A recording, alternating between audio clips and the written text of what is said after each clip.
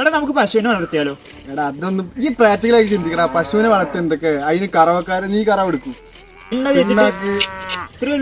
അതിന് എത്ര ഫുഡ് കൊടുക്കണം? നീ പ്രാക്ടിക്കലായി ചിന്തിക്കും. നമ്മുടെ പണ്ടത്തെ കാലം ഓർമ്മ ഉണ്ടോ?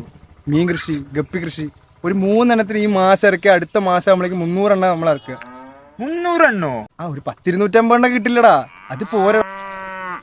അങ്ങനെ വെച്ചാൽ എന്തെങ്കിലും ഒരു കുളം ഉണ്ട്. കുളം കുളോ?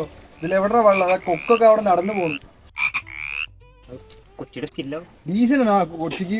ഞാൻ പുഷ്പയുടെ ആളാടാ. ഈ കുളം പുഷ്പയുടെ ആളാ, കൊച്ചു പുഷ്പയുടെ, എല്ലാം പുഷ്പയുടെ. അല്ലടാ ഏത് ബ്രാൻഡ് നീ അടിച്ചേ? പുഷ്പയുടെ ബ്രാൻഡാണോ? നമ്മൾ ചന്ദനക്കാലത്തെ പരിപാടി തുടങ്ങും ചെയ്യുന്നു. നീ പാർട്ട്ണർ, അവനും പാർട്ട്ണർ, നമ്മളെല്ലാവരും പാർട്ട്ണർ. പൊളിക്കും നമ്മള് ശരിക്കും താഴത്തിലടാ.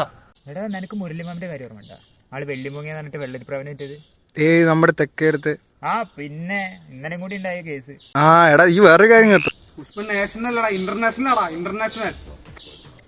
അതേതവരത് മുരളിമാന്റെ ഇപ്പത്തെ വിറ്റിയേക്കോ? ക്രിസ്മസിന് നക്ഷത്രാമേനാണ് പോയിക്കണ മൂപ്പര്.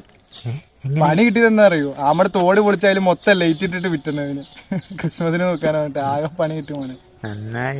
അങ്ങനെ ഉദയദർശനം അറിയോ? പാസ്പോർട്ട് വെരിഫിക്കേഷൻ വന്നാ? എവിടെ ചന്ദന ഞാൻ എടുത്തിട്ടില്ല സാറേ.